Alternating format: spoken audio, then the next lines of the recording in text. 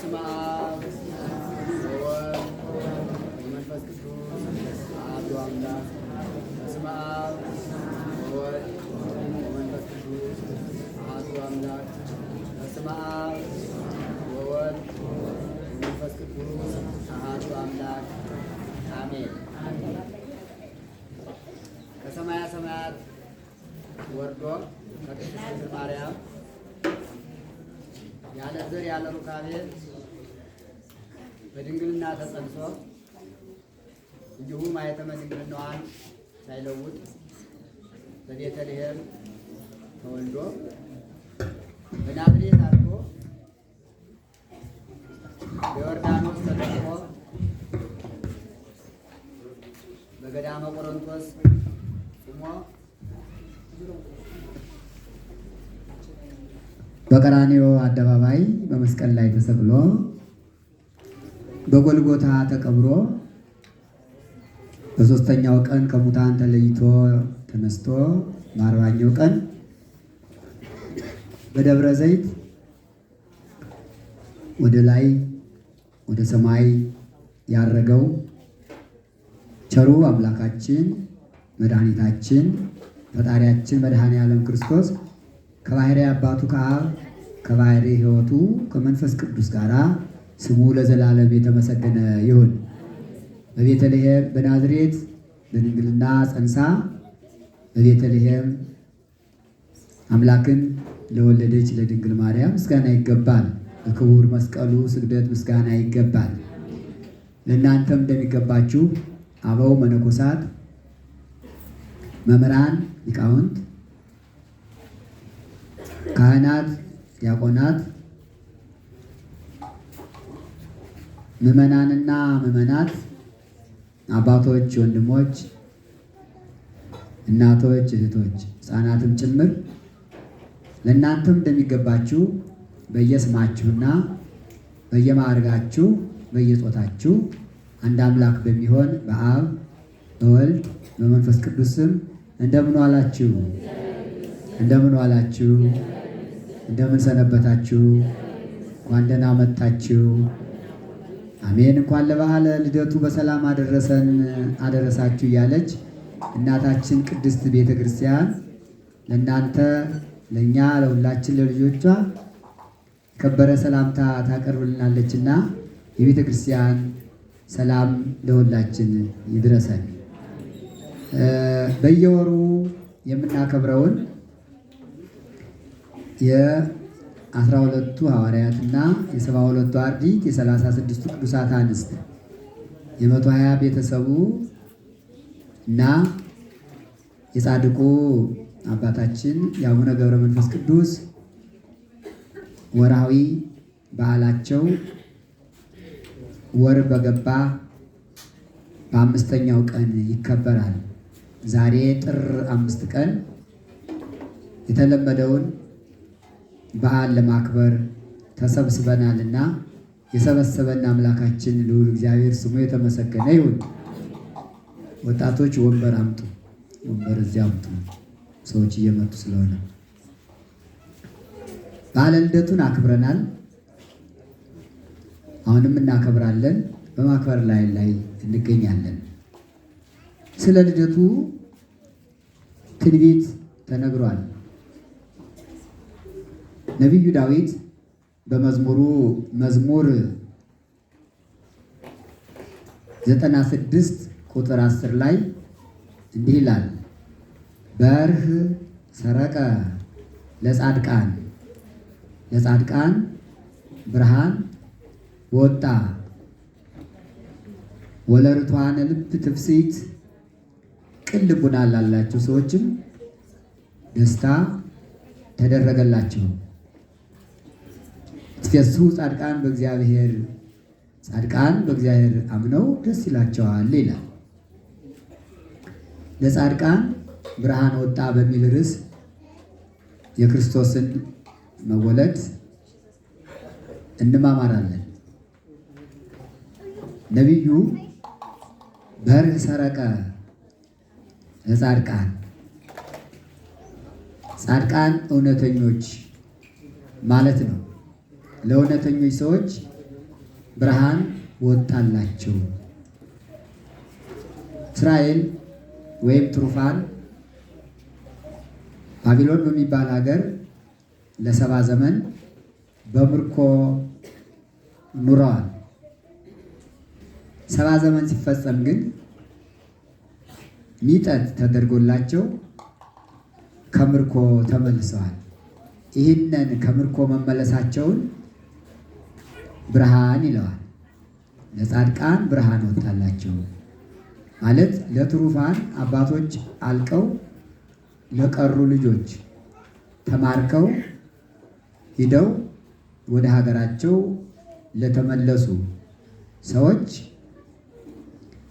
ብርሃነ እግዚአብሔር ረድኤተ እግዚአብሔር ወጣላቸው። ምርኮ ጨለማ ነው።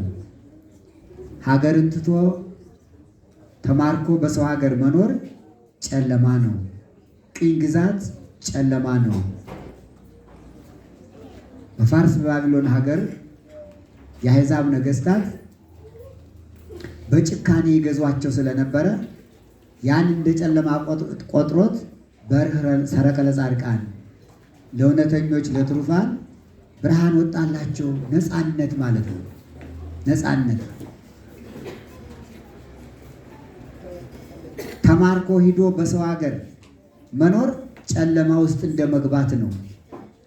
ከምርኮ ደግሞ ነፃ ሆኖ መውጣት ብርሃን ነውና ያን መመለሳቸውን ነፃ መውጣታቸውን ነው ብርሃን ያለው። ለትሩፋን ብርሃነ ረድኤት ወጣላቸው፣ ሚጠት ተደረገላቸው፣ ሰላምን አገኙ፣ ነፃነትን አገኙ፣ ወደ ሀገራቸው ተመለሱ። በሰው ሀገር በቅኝ ግዛት መኖር ጨለማ ነው።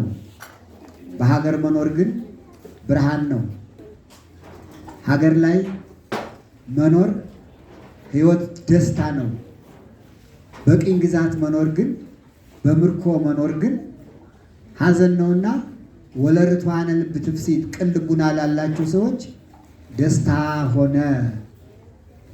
ከምርኮ ተመለሱ፣ ለሀገራቸው በቁ ይላል። በርኅ ሰረቀ ለጻድቃን። አሁን ደግሞ ሁለተኛው ትርጓሜ ብርሃን የተባለው በቤተልሔም የተወለደው መድኃኔ ዓለም ክርስቶስ ነውና ለጻድቃን ብርሃን ወጣላቸው ማለት ብርሃን ክርስቶስ ተወለደላቸው ለጻድቃን ይላል። ስብከት ብርሃን ኖላዊ 3 ሳምንታት በዚህ ስም ሲጠሩ ሰንብተው አራተኛው ክርስቶስ የተወለደበት ልደት ይባላል። በርኅ ሰረቀ ለጻድቃን ሲል ከስብከት ቀጥሎ ባለው ሰንበት በአማን ብርሃን መጻእ ውስተ ዓለም ብርሃን ዘያበርህ ለእለ ይነብሩ ውስተ ጽልመት አነ ውእቱ ብርሃኑ ለዓለም እያሉ መጻሕፍት ብርሃንነቱን የሚመሰክሩለት የዓለም ብርሃን፣ የዓለም መድኃኒት፣ የዓለም ሕይወት፣ የዓለም ደስታ ሰረቀ ለጻድቃን ለጻድቃን ተወለደላቸው ይላል። ክርስቶስ ለጻድቃን ብቻ ነው የተወለደ፣ ለኃጥአን አልተወለደም። ተወልዷል። ነቢዩ ለይቶ በርኅ ሰረቀ ለጻድቃን እንዴት አለው ቢባል ላመኑበት ማለት ነው። ለጻድቃን ላመኑበት ሰዎች ብርሃን ክርስቶስ ተወለደላቸው። ላላመኑበት ግን አምላክነቱን ላልተረዱ ድንግል ማርያም ያለ ዘር ያለ ሩካቤ እንደጸነሰችው ለማያምኑ እሱን በድንግልና ጸንሳ በድንግልና መውለዷን ለማያምኑ ንጹሕ ድንግልናዋን ለማያምኑ ስለማይጠቅማቸው በርኅ ሰረቀ ለጻድቃን ለእውነተኞች ለሚያምኑበት ለምእመናን ክርስቶስ ተወለደላቸው። አይሁድ አምላክነቱን ስላላመኑበት ለነሱ ተወለደልን ብለው ስላልተቀበሉት ብርሃን ወጣላቸው አልተባለም። ገና አሁንም ድረስ መሲሁ ገና ይወለዳል እያሉ ይጠብቃሉ። እነዚያን ሲለያቸው ነው። አያችሁ፣ በር ሰረቀ ለጻድቃን አምላክ ወልደ አምላክ ቅድመ ዓለም ከአብ ያለ እናት ተወልዶ ድኅረ ዓለም ያለ አባት ከድንግል ማርያም መወለዱን ለሚያምኑ ለእውነተኞቹ ለነቢያት ጻድቃን ያላቸው ነቢያት ናቸው። ጻድቃን ያላቸው አበው ናቸው። ለእነሱ ተወለደላቸው፣ ለያቸው። አይሁድ ግን ገና መሲሁ ይመጣል እያሉ ስለሚጠብቁ ለእነሱ አልተነገረላቸውም። ለጻድቃን ተወለደላቸው፣ ለእውነተኞች ለሚያምኑበት፣ ለምእመናን፣ ለክርስቲያኖች በክርስቶስ ክርስቲያን ሁሉ ለሚባሉ ብርሃን ወጣላቸው ይላል። ክርስቶስ ሲወለድ ብርሃን በርቷል። ከቤተልሔም እረኞች እስካሉበት ድረስ የብርሃን ጎርፍ ጎርፏል። የሉቃስ ወንጌል ምዕራፍ 2 ላይ ተጽፏል። ብርሃን አቢይ ሰረቀ ላዕሌሆሙ፣ ታላቅ ብርሃን ለነሱ ወጣላቸው። ጎርፉ ጎረፈላቸው፣ የብርሃን ጎርፍ ጎረፈላቸው። ለጻድቃን ተወለደላቸው። እረኞች ናቸው ጻድቃን የተባሉ እውነተኞች ሁነው የተገኙ አምላክነቱን መላእክት ነግረዋቸው ከመላእክት ጋር ስብሐት ለእግዚአብሔር ብለው ያመሰገኑ እረኞች ናቸው። ለእረኞች ተወለደላቸው፣ ለመላእክት ተወለደላቸው፣ ለጻድቃን ተወለደላቸው። ለእስራኤል ዘነፍስ ተወለደላቸው። ቤተልሔም በብርሃን ድንኳን ታጠረች ይላል። በር ሰረቀ ለጻድቃን፣ የብርሃን ድንኳን ተተከለ። የብርሃን ድንኳን ነው። ሲወለድ ከበረት ነው የተወለደ። የጨርቅ ድንኳን አልተተከለም። የምን ድንኳን የተተከለ?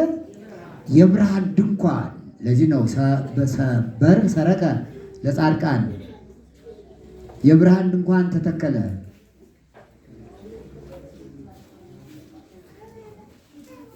ከዚያ ውስጥ እመቤታችን አለች። ከዚያ ውስጥ አረጋዊ ዮሴፍ አለ። ከዚያ ውስጥ ጌታ ሕፃኑ አለ። 100 ነገደ መላእክት ስብሐት ለእግዚአብሔር በሰማያት ወሰላም በምድር ብለው ከእረኞች ጋር አመሰገኑ። ማን ስለተወለደ? በር ሰረቀ ለጻድቃን፣ ለጻድቃን እውነተኛው ብርሃን ክርስቶስ ስለተወለደ ሰማይ ምድር በልደቱ ደስ አላቸው። ተፈሱ ሰማያት ወምድር በልደቱ ለወልድኪ፣ እመቤታችን ሆይ በልጅሽ በክርስቶስ መወለድ ሰማይና ምድር ደስ አላቸው። ወለረቷን ብትፍሲት ቅን ልቡና ላላቸው ደስታ ክርስቶስ ተወለደ። ዮም ፍስሐ ኮነ በእንተ ልደቱ ለክርስቶስ፣ በክርስቶስ ልደት ዛሬ ደስታ ሆነ። ዮም ተወልደ ቤዛ ኩሉ ዓለም፣ የዓለሙ ቤዛ ዛሬ ተወለደ። ለጻድቃን ብርሃን ወጣላቸው፣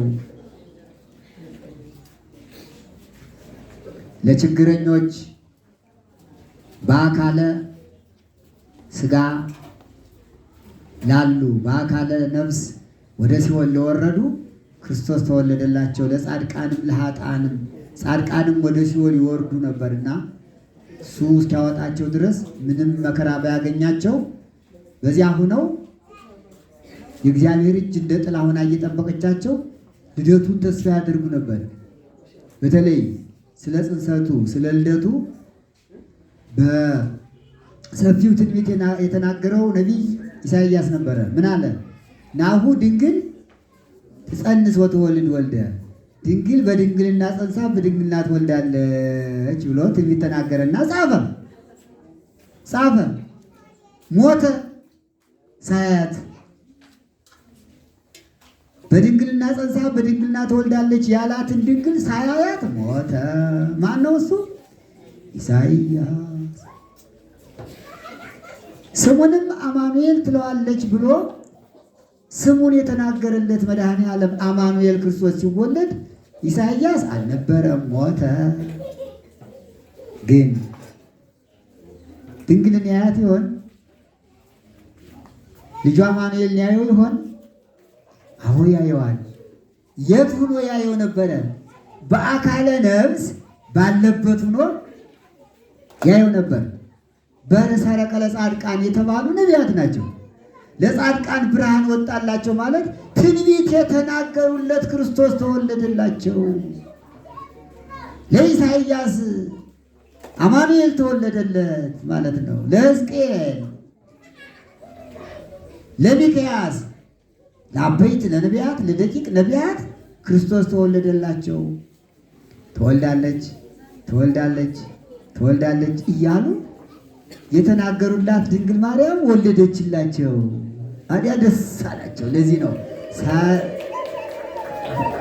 በር ሰረቀ ለጻድቃን፣ ለጻድቃን ብርሃን ተወለደ። አዎ ለነቢያት ተወለደላቸው።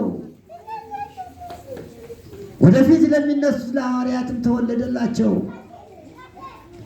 ለጻድቃንም ተወለደላቸው። ለምዕመናን ተወለደላቸው።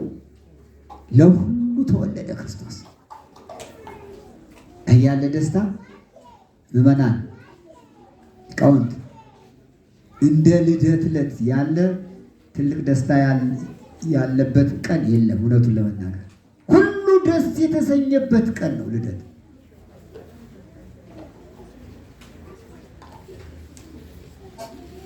መድኃኔ ዓለም ክርስቶስ የተወለደ ለሰው ለመላእክትም ለእንስሳቱም ሳይቀር ነው። ለእንስሳቱም ሳይቀር ተወልዶላቸዋል። እንዲያውም የተወለደ ምን ነው? ከበረት እኮ ነው የተወለደ። ለእንስሳቱም ተወልዶላቸዋል፣ ለሰዎችም ተወልዶላቸዋል። ለሁሉም ነው የተወለደና በር ሰረቀ ለጻድቃን፣ ለጻድቃን ብርሃን ተወለደላቸው ሲል ወጣላቸው ሲል ክርስቶስ ለሁሉ መወለዱን ሲያስረዳ ነው። እንዲያውም እንስሳቱ እሱ ለእነሱ እንደተወለደላቸው ለማስረዳት የልደት ዕለት አንዲት ሚዳቋ የምትባል እንስሳ ስትዘምር ውላለች። እዚሁ ቋራ አካባቢ ከሚገኘው ከታላቁ ገዳማችን ማህበረ ሥላሴ የልደት ዕለት ሚዳቋ የምትባል እንስሳ ስትዘምር ውላለች። ወኩሉ ፍጥረት ተፈጽሐ በምጽአትከ ብሎ ሊቁ እንደተናገረው ፍጥረቱ ሁሉ በአንተ መወለድ ደስ አለ ይላል። በአንተ መወለድ ፍጥረቱ ሁሉ ደስ አለ። እናንተ ደስ ብሏቸዋል? በምኑ ደስ አላችሁ? በመወለዱ። ከማን ነው የተወለደ? ከድንግል ማርያም በመወለዱ። ለማን ነው የተወለደ? እኛን ለማዳን። ብርሃን ክርስቶስ 5500 ዘመን የነበረውን ጨለማ ለማንሳት በቤተልሔም ተወለደ እና እንስሳት ሁሉ ደስ አላቸው። ምን ጥቅም ያገኛሉ እንስሳት? ክርስቶስ በመወለዱ እንስሳት ምን ጥቅም ያገኛሉ? የሚያገኙት ጥቅም አለ። እንዴት? አዳም ሔዋን አትብሉ የተባሉትን ዕፀ በለስ ስለበሉ ከፈጣሪያቸው ጋር ተጣልተው ነበረ። የጠቡ ምልክትም ከርስታቸው ከቤታቸው ከገነት ወጥተዋል። አስወጥቷቸዋል። ውጡልኝ ከቤቴ ውጡልኝ ብሎ አስወጥቷቸዋል። ይህ ጠብ ነው አይደል? ባይጣሉ ይወጡ ነበር። አንድ ጥያቄ ልጠይቃችሁ። አሁን እናንተ ልጆቻችሁ ሲያጠፉባችሁ፣ ሰራተኞች ሲያጠፉባችሁ፣ አንድ ነገር ሲሆን ምንድን ነው የምትሏቸው? ውጣልኝ ከቤቴ አይደል የምትሉ? ውጣልኝ ከቤቴ አልፈልግም፣ ላይህ አልፈልግም፣ ላይሽ አልፈልግም አይደል የምትሉ? አዳምና ሔዋንም ስላስቀየሙት እግዚአብሔር ውጡልኝ ከቤቴ ከገነት ውጡልኝ ብሎ አስወጣቸው። ታጠረች ገነት። ይህ ጠብ ነበረ። እርቁ መቼ ይሆን? እርቁ መቼ ነው? የልደት ዕለት እኮ ነው። ምን አሉ? መላእክት ከሰማይ ወርደው ከእረኞች ጋር የዘመሩት ዝማሬ ታስታውታላችሁ? ምንድን ነው ያሉ? ስብሐት ለእግዚአብሔር በሰማያት ወሰላም በምድር እኮ ነው ያሉ። ለእግዚአብሔር በሰማይ ምስጋና ተደረገ ወሰላም በምድር። ዛሬ በምድር እርቅ ተጀመረ። የእርቅ ቀን ነው ልደት፣ የእርቅ ቀን ነው። ወሰላም ዛሬ እርቅ ተጀመረ። ከቤት የውጡልኝ ተብለው የወጡ አዳምና ሔዋን፣ ከገነት የወጡ አዳምና ሔዋን ከፈጣሪያቸው ጋር ታረቁ። ዛሬ እንዴት? ይኸው መላእክት ከእረኞች ጋር አንድ ሆነው መዋላቸው፣ የመላእክትና የእረኞች አብሮ መዋል የሰውና የመላእክት እርቅ ነው። እግዚአብሔር ሲጣላ ሁሉም ይጣላል። ምዕመናን እግዚአብሔር አዳምና ሔዋን ሲጣላቸው መላእክትም አብረው ተጣሏቸው። እግዚአብሔርና ሰዎች ተጣልተው ነበረ። እግዚአብሔር መታረቁ፣ ይቅር ማለቱ፣ ይቅር ባይነቱ የሚታወቀው ለምንድን ነው? የአዳምን ስጋ ለበሰ፣ ተዋሃደ፣ ከድንግል ማርያም ተዋሃደ። ይህ እርቁ ነው። ለምሶሳ ተወለደ። ይኸው አዳም ነው። ዳግማዊ አዳም ተባለ። ሁለተኛው አዳም መድኃኔዓለም ክርስቶስ በቤተልሔም ሲወለድ ሰውና እግዚአብሔር ታረቀ፣ ሰላም ሆነ። ሰውና መላእክት ደግሞ ታረቀ።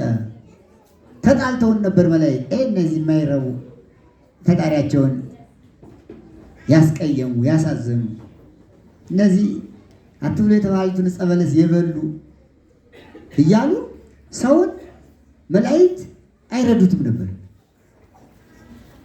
ያቃልሉት ነበር። እንዲያውም ይገርማቸዋል። ሰው ከታማኝነት ተራ የወጣ ፍጥረት ሆኖ ነበር። ከታማኝነት ለምን?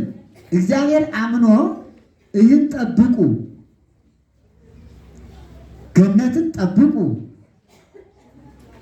ወፎችን፣ እንስሳትን፣ አራዊትን ግዙ፣ ንዱ፣ እችን ዕፀ በለስ ደግሞ እንዳትበሏት ጠብቁ ብሎ አደራ ሰጣቸው አይደል?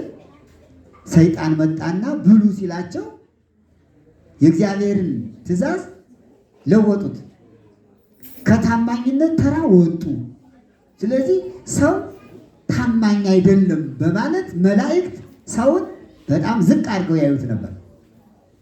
ታማኝ አይደለም ጠብቅ የተባለውን ካልጠበቅ። ዛሬም እኛውን እያንዳንዳችን የተሰጠነን አደራ ካልጠበቅነ ከታማኝነት ተራ እንወጣለን። ለምሳሌ ሃይማኖታችን ምንድን ነው? ጥያቄ ሃይማኖታችሁ ምንድን ነው? ኦርቶዶክስ ተዋሕዶ ሃይማኖት። ይህን ጠብቁ ተብለን ተሰጥቶናል አይደል? ከዚህ ብንወጣ ምን መሆናችን ነው? ከታማኝነት ተራ እንወጣለን። ማን ያምነናል? ከሃይማኖት ከወጣን ታማኞች አይደለንም። ክርስትናችን፣ ጥምቀታችን፣ ልጅነታችን የተቀበልነውን ቅዱስ ሥጋውን ክቡር ደሙን መጠበቅ ካልቻልን ከታማኝነት ተራ እንወጣለን። ሌላ አልሰጠንም። እግዚአብሔር ጠብቁ ያለና አንደኛ ሃይማኖትን፣ ሁለተኛ ጥምቀትን፣ ልጅነትን፣ ሶስተኛ ቅዱስ ሥጋውን ክቡር ደሙን ጠብቁ፣ እቀቡ ኩሎ ዘአዘዝኩክሙ። ሐዋርያትን ሲልካቸው ሁሮ መሐሩ ውስተ ኩሉ አጽናፈ ዓለም፣ ሂዳችሁ በዓለም ዙሪያ አስተምሩ፣ ወመሐርዎሙ ኩሎ ይቀቡ ኩሎ ዘአዘዝኩክሙ ነው ያለ። ያዘዝኳችሁን ሁሉ ይጠብቁ ዘንድ ነው ያለ። አስተምሩ፣ ያዘዝኳችሁን ይጠብቁ ዘንድ። ይህ ታማኝነት ነው። አዳምና ሔዋን ያዘዛቸውን ስላልጠበቁ ከታማኝነት ወጥተው ስለነበረ እናንተ ደግሞ ዛሬ ያዘዝኳችሁን ይጠብቁ ዘንድ ሂዳችሁ አስተምሯቸው፣ አጥምቋቸው። ስታጠምቋቸው በአብ በወልድ በመንፈስ ቅዱስ አጥምቋቸው። ይህ ነው ያለን። አሁን እኛ የምንጠብቀው አደራ አለብን። እያንዳንዳችሁ ሁላችን አደራችሁ፣ ሃይማኖታችሁን ጠብቁ፣ ልጅነታችሁን ጠብቁ፣ ቁርባናችሁን ጠብቁ፣ ክርስትናችሁን ጠብቁ። አደራ አለበት። ይህን ያልጠበቀ ሰው ከታማኝነት ተራ ይወጣል እና አዳምና ሔዋን የአምላካቸውን ትእዛዝ ባለመጠበቃቸው መላእክት እንደ ተርታ ያዩዋቸው ነበር። አይ እነዚህ ተራዎች ናቸው፣ የፈጣሪያቸውን ትእዛዝ አልጠበቁም፣ ታማኞች አይደሉም ለፈጣሪው ያልታመነ ለማን ይታመናል አይደል እያሉ መላእክት ሰውን በጠብ ነበረ የሚመለከቱት። ሲወለድ ግን እርቅ ሲጀመር ሰውና መላእክት ታረቁ ስንል ምልክቱ ምንድነው? ከሰማይ ወረዱና መላእክት ቅዱሳን መላእክት ከሰማይ ወረዱና ቤተልሔም ላይ ክርስቶስ ከተወለደበት ቦታ ላይ ከእረኞች ጋር አብረው ምን ጀመሩ? መዝሙር። ይሄ እርቅ አይደል? አከበሩት። እንዴ ሰው ለካ ክቡር ነው አሉ። ለሰው ለካ ክቡር ነው። ምክንያቱም እግዚአብሔር የሰውን ሥጋ ከቅድስት ማርያም ተዋህዷልና ሰው ክቡር ነው። ሰው አምላክ ሆነ። ስብሐት ለእግዚአብሔር በሰማያት ሲል አምላክ ሥጋ የባህሪ አምላክ ሆነ። ሥጋ የባህሪ አምላክ በተዋህዶ የባህሪ አምላክ ሆነ። ለእሱ ምስጋና ይገባል። በተዋህዶ ወሰላም በምድር በምድር ደግሞ ሰላም ሆነ። ማንና ማን ታረቀ? እግዚአብሔርና ሰው፣ ሰውና መላእክት፣ ነፍስና ሥጋ፣ ሕዝብና አሕዛብ 7 ነበሩ። 7ቱ ታረቁ። እንስሳ በልደቱ በዚህ እርቅ በጣም ደስ ብሏቸዋል። በጣም ቅድም የጀመርኩላችሁ ታሪክ አለ አይደል? በቋራ በኩል ማኅበረ ሥላሴ የልደት ዕለት አንዲት ሚዳቋ ስብሐት ለእግዚአብሔር በሰማያት ስብሐት ለእግዚአብሔር በሰማያት ወሰላም በምድር ስምረቱ ለሰብእ ወሰላም በምድር ስምረቱ ለሰብእ እያለች ስትዘምር አንድ ባሕታዊ እዚያ ሆኖ ከዋሻ ሆኖ ያያታል። ዛሬ ይህች ሚዳቋ ምን ማንም ይዘን አለ። መዝለሏን አየ። ቀረብ እያለች ስትመጣ ድምጿን ሰማ። ድምጿ ምንድን ነበር የሚል? ስብሐት ለእግዚአብሔር በሰማያት ወሰላም በምድር። በግዕዝ ቋንቋ እየተናገረች። ግዕዝ ተማሩ የሚባለው ለዚህ ነው። ግዕዝ ታውቃላችሁ ሁላችሁ? እናንተ ባትማሩ ልጆቻችሁን አስተምሩ። እሺ እንዴ ሚዳቆይት እኮ ግዕዝ ታውቃለች። ምን አለች? ስብሐት ለእግዚአብሔር በሰማያት ወሰላም በምድር ብላ ሚዳቆይቱ በግዕዝ ከተናገረች የእናንተ ልጆች ግዕዝ ማወቅ አለባቸው። አስተምሯቸው። ትዘላለች፣ መዝሙር ትዘምራለች። ደስ አላት። አንቺም እውነች ነው የምትዘይ አላት። እንዴ የምዘምረው መዝሙር አይሰማም? ስብሐት ለእግዚአብሔር በሰማያት ለእግዚአብሔር ምስጋና ይገባል ወሰላም በምድር በምድር እርቅ ተጀመረ እኮ ነው የምልህ። እርቅ ዛሬ እኮ የእርቅ ቀን ነው አለችው። ማና ማን የታረቀ አላት። ጌታችን አዳም ከፈጣሪው ጋር ታርቆልን ደስ ብሎኝ እኮ ነው አለችው። ምክንያቱም እንስሳቱን ግዛ የተባለ አዳም አይደል? አዳም እኮ የሁሉ ጌታ ነው። የሚዳቆ የበጉ የላሙ ጌታ አይደለ? ታዲያ እነሱ ሁሉ ለካ አዳም በመጣላቱ ተሰቅቀው ኑሯል ማለት ነው።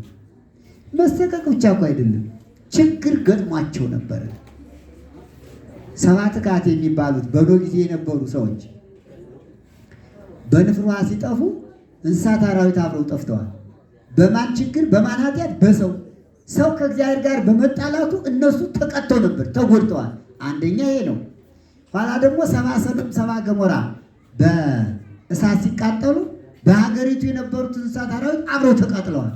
ምን ስለሆነ? ሰው ከእግዚአብሔር ጋር ስለተጣለ እንጂ እነሱም አይጣሉ።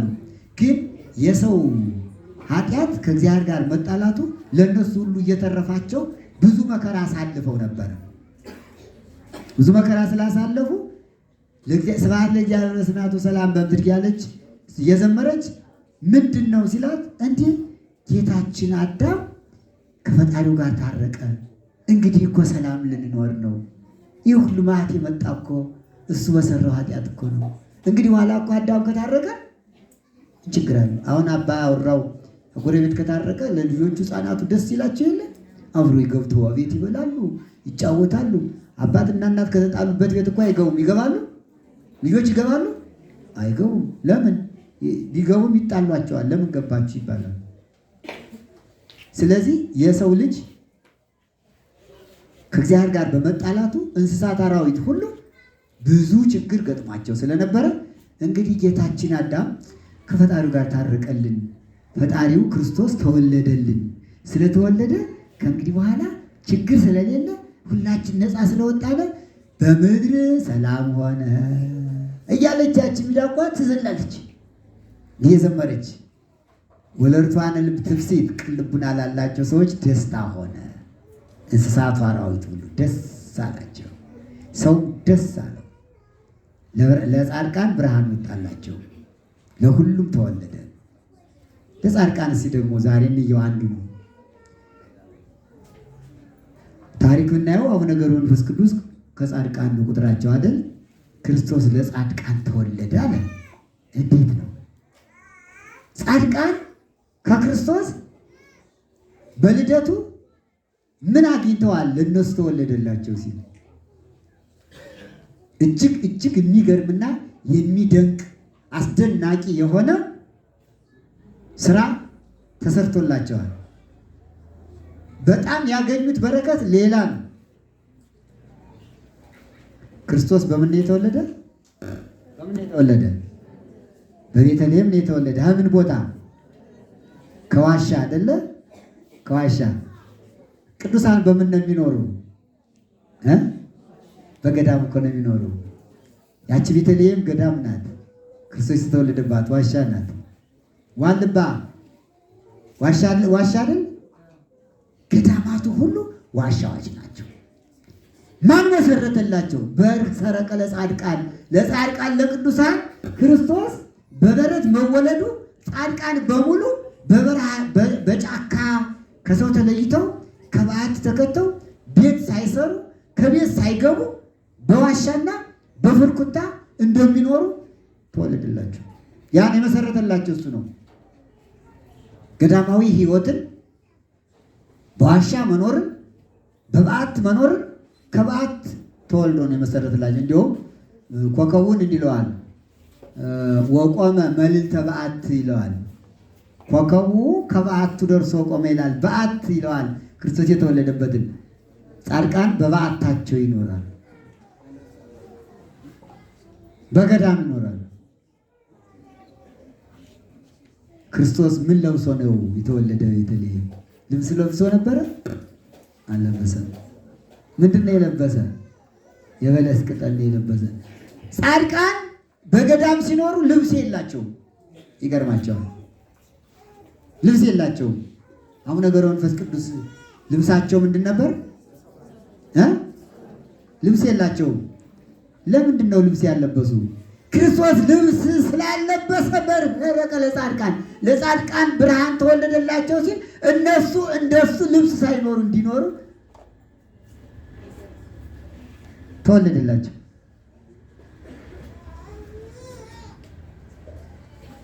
ክርስቶስ የተወለደለት የላመ የጣመ ነገር አገኘ? እንደ ሌሎቹ ሕፃናት አልበላም።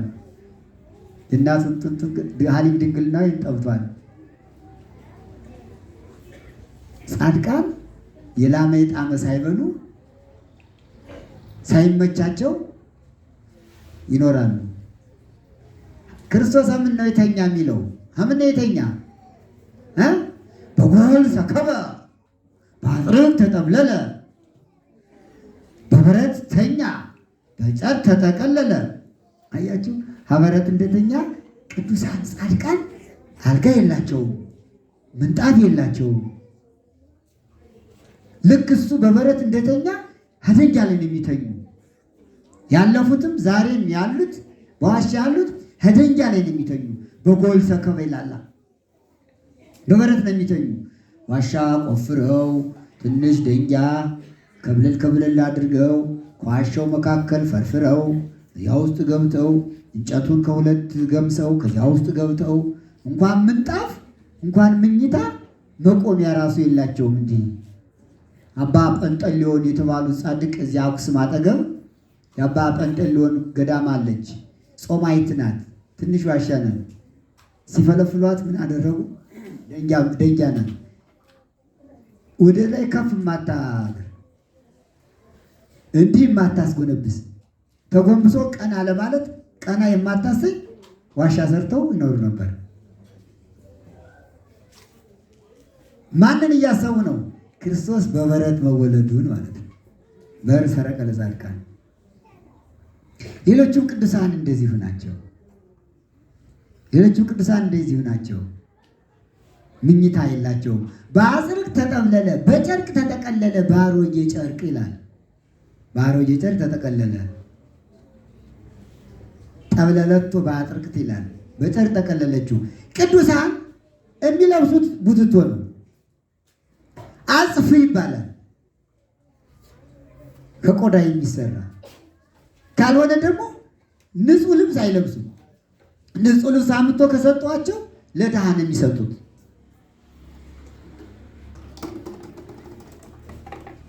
ወልደ ነጎድጓድ ዮሐንስ ትናንት በዓሉ የተከበረው ፍጹም ነውና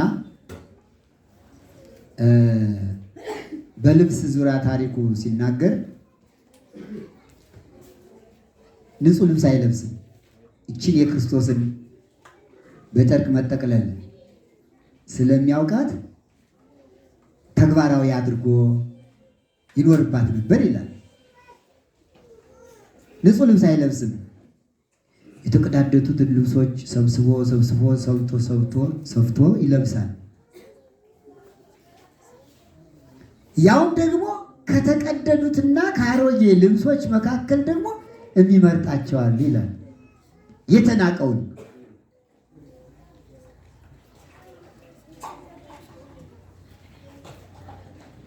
ጨርቁን ያለቀውን ጨርቅ ሰብስቦ ይሰፋዋል። ዮሐንስ ወልደ ነጎድጓድ ሐዋርያው ሙት ያስነሳል፣ ድውይ ይፈውሳል፣ ጋኔን አውጥቷል።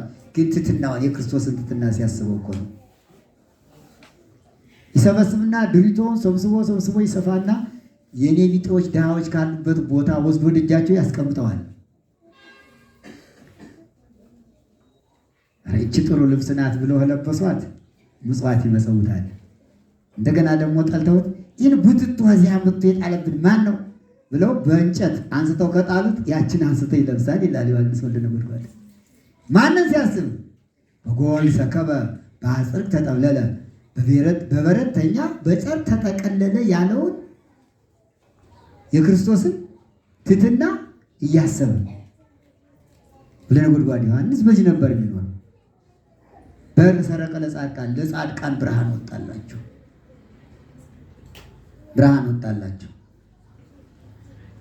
ክርስቶስ በቤተልሔም ተወለደ። በዋሻ መወለዱን ጻድቃን በዋሻ ይኖሩበታል። በጨርቅ እንደተጠቀለለ አጽፍ ያለቀ ልብስ ለብሰው ይኖሩበታል። ዓለማቸው ይሄ እኮ ነው። ልደተ ክርስቶስ ዓለማቸው ነው።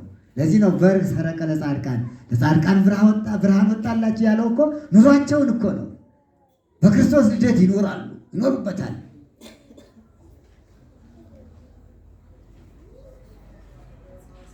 ከማን ጋር አደረ?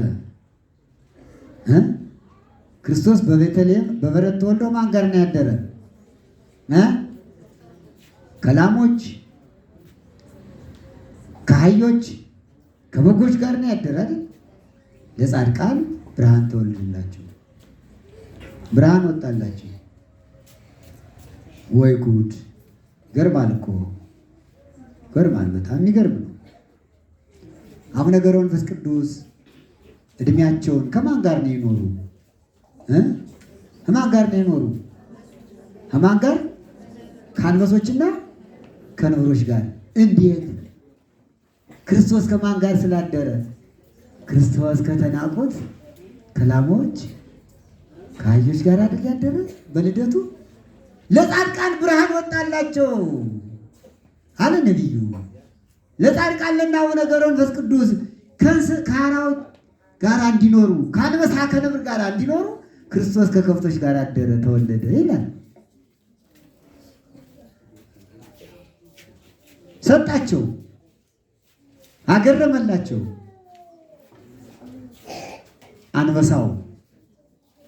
አንበሳው ለእነ አቡነ ሳሙኤል ዘዋልድባ መጽሐፋቸውን ተሸክሞ ይሄድ ነበር። ይታዘዝ ነበር፣ ይጭኑት ነበር። አቡነ መድኃኒነ እግዚእ የተባሉት ጻድቅ ውሃ የሚቀዳ አህያ ነበራቸው ገዳማቸው። ውሃው ሩቅ ነው ይላል እና ውሃ የሚቀዳ በአህያ ነበረ። ደብረ በንኮል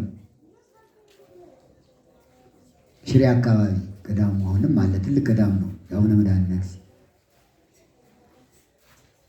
አሁን አንበሳ ያን አህያ በላባቸው ይላል። ውሃ የሚቀደውን አህያ ማን በላው? አንበሳ።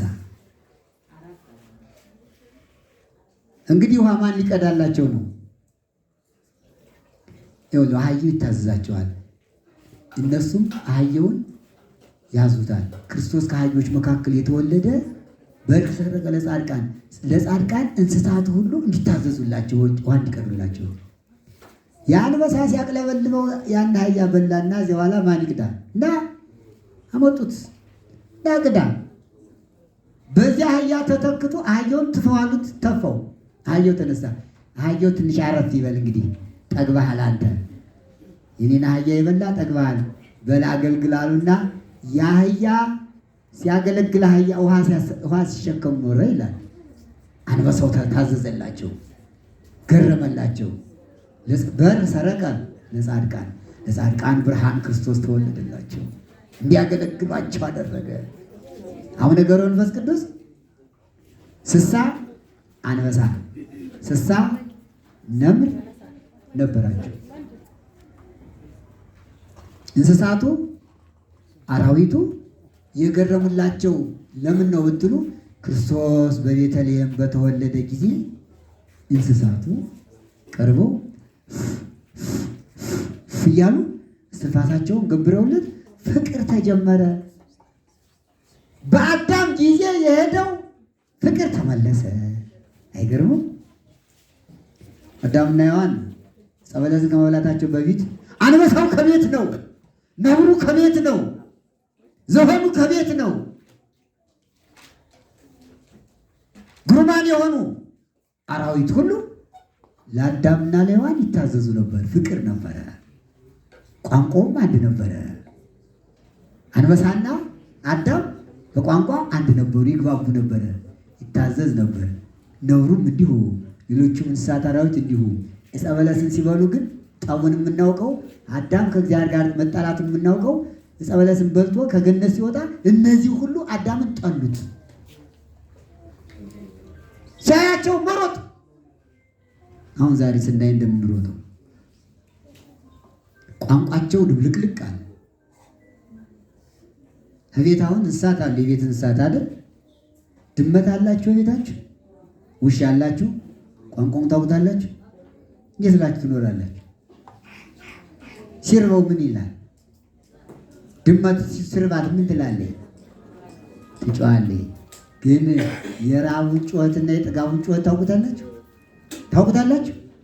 አናውቀውም እኮ። ቋንቋውን ባናውቅ እንኳን የጮህብን ምልክት ማወቅ አለብን። ውሻ ሲርበው እንዴት እንደሚጮህ ታውቃላችሁ? ሲጠግብ እንዴት እንደሚጮህ ታውቃላችሁ? እንኳን ማወቅ ይገባናል። ያ ቋንቋ ድብልቅልቅ አለና ጠብ ተጀመረ።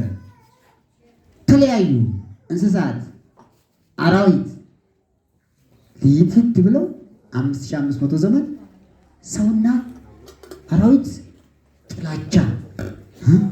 ሰው አውሬ ባየ ቁጥር ምንድን ነው የሚል? ዱላ። ሴቱ ሳይቀር ዱላ ታነስ። አውሬ ስታዩ የጥላቻ ምልክት አይደል?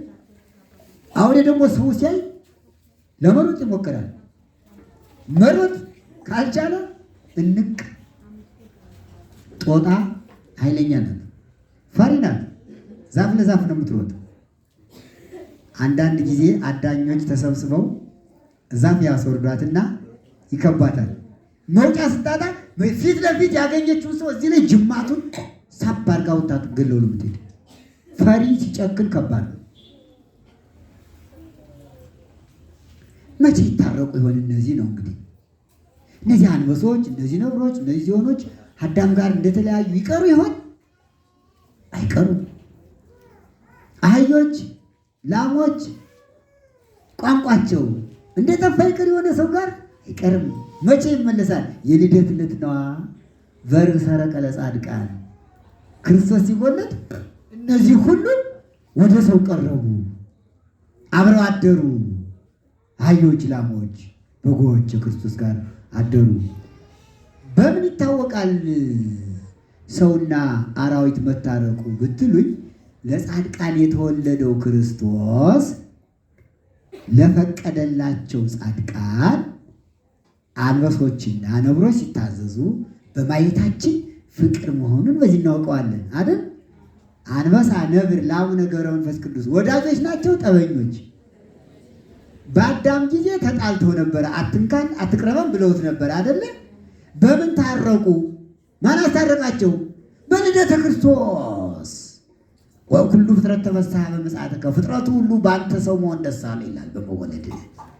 ገብረ መንፈስ ቅዱስ አንበሳና ነብር ተጎራብተው መኖራቸው የፍቅር ምልክት ነው እና አቡነ ሳሙኤል ዘዋልድባ መጽሐፋቸው በአንበሳ ጭነው በአንበሳው ላይ ተቀምጠው ሲሄዱ ይህ አዳም ከእንስሳት ከአራዊት ጋር ፍቅር እንደመሰረተ ምልክት ነው። ለጻድቃን ብርሃን ወጣላቸው የተባለ ይኩን። ለጻድቃን ክርስቶስ ብርሃን ክርስቶስ ተወለደላቸው፣ ደስ አላቸው። እንስሳት አራዊት ታዘዙላቸው። ልጅነት ተመለሰ፣ ጌትነት ተመለሰ። ሰው የጸጋ አምላክ ነበር፣ የጸጋ ንጉሥ ነበረ። ኋላ ግን ያን አጥቶ ነበረ። በክርስቶስ ልደት ግን ተመለሰለት። እንዴት ታወቀ? ይኸው ልጆቹ ጻድቃን አንበሳውን ነብሩን የበላይ ሆነው ገዙት፣ አዘዙት፣ በቋንቋ ጠሩት። አቡነ ገብረ መንፈስ ቅዱስ የአንበሳውን ቋንቋ ያውቃሉ፣ የነብሩን ቋንቋ ያውቃሉ፣ ሲርበው ያውቃሉ፣ ሲጠማው ያውቃሉ። የወለደቻቸው ቡችሎቿ ዓይናቸው ሙሉ ሆኖ በሚገለጥበት ቀን ይገለጣል ብትል የማይገለጥ ሆነ፣ ብታይ አይገለጥም። አሁን ወደ ማን ሄደች? ወደ ጻድቁ ሄደች። ምክንያቱም ክርስቶስ በዋሻ የተወለደው እንስሳትና አራዊት ሰዎች በጻድቃን በሚኖሩበት ነውና ዋሻ ያገናኛቸዋል፣ ይጎራበታሉ። አራዊቱና ቅዱሳን ይጎራበታሉ። ሄደች አለ። ጅብ እኮ ናት። የእሷ መቅረብ ብዙም አይደንቅም። የጻድቁ ዝም ብሎ መቀበል አይደንቅም። አሁን ጅብ ቢመጣ እዚህ የሚቆም ሰው አለ? ትቆማላችሁ? ምክንያቱም ቋን አይገባንም፣ አናውቀውማ። ለጥቅም መምጣቱንም አናውቀው፣ ለክፉም መምጣቱን አናውቀውም። እና አቡነ ሳሙኤል እኮ እና አቡነ ገብረ መንፈስ ቅዱስ ነብሩና አንበሳው ሲመጣ ለጥቅም እንደሆነ ስለሚያውቁት ነው የሚቆሙ እንጂ እንደኛ ፈሪዎች ቢሆኑ ጥለውት በራሳቸው ነው የሚገቡ። አለች፣ መጣች፣ ሄደች፣ አጽፉን ነካ አደረገች። ምን ሆነሽ አላት። በቋንቋ የወለድኳቸው ልጆች አይነ ስውሮች ናቸውና እባክህ መተህ አብራልኝ አለችው። አይጸጥ የያውኑ ትውልድ ጴንጤ ከጅብ የባሰ። ኧረ ጅብስ ጅብ ነው፣ ሰውን ይበላል። ከጅብ የባሰ የጻድቃንን አማላጅነት የማያምን ጻድቃን ዕውር አያበሩም እያለ አውድልዳይ ጾም አይጾም ጸሎት አይጸልይ። ምን እንበለው?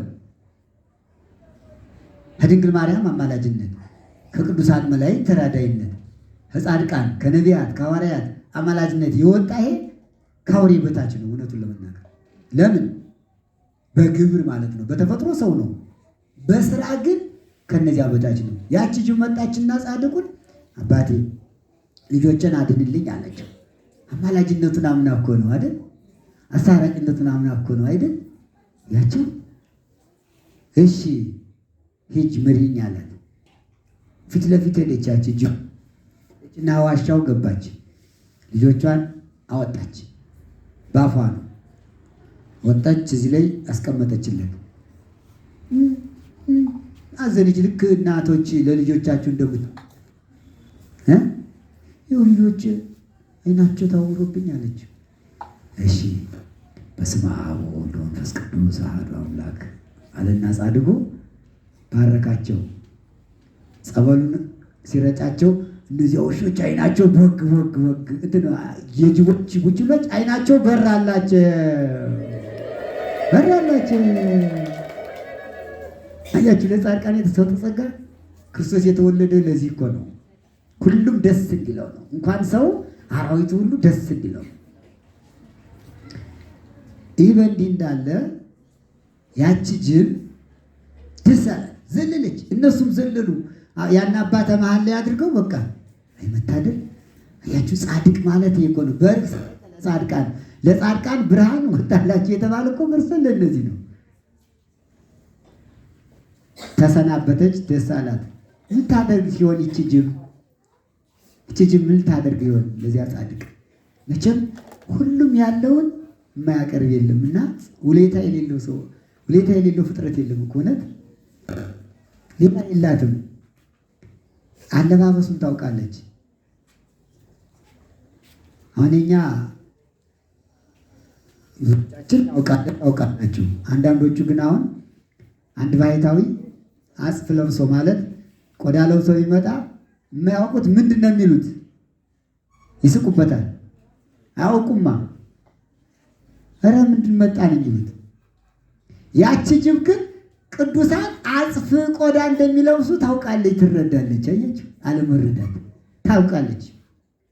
የቅዱሳን ልብስ አጽፍ እንደሆነ ስለምታውቅ አንድ በግ ነጥቃ ወሰደችና እንደሚገርም እኮ ነው ስጋውን ስትበላ ቆዳውን ሳታበላሽ እንዲሁ በጣም ይደንቃል። አይደንቃችሁም?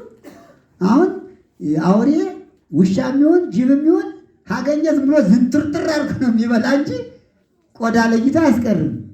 ያቺ ግን ልክ እንደሚገፍ ሰው ቀስ አድርጋ ቆዳዋን ያን በቆዳ ቀስ አድርጋ ወጣችው።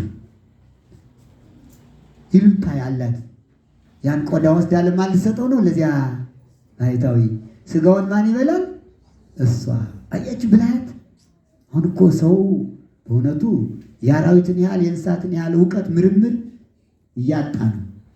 ሁሉ ማለት አይደለም። አንዳንዱ ቀስ አድርጋ ወጣችና ስጋዋን እዚህ ያስቀመጠች፣ ቆዳውን ጥቅልል አደረገችና ወስዳ አለች። አባቴ መጥቻለሁ አለች። ጮኸቷን አሰማች። አሁን እኛ ጅብ ቢጮህ እዚህ እንዳለነ ውሃን የምንሆን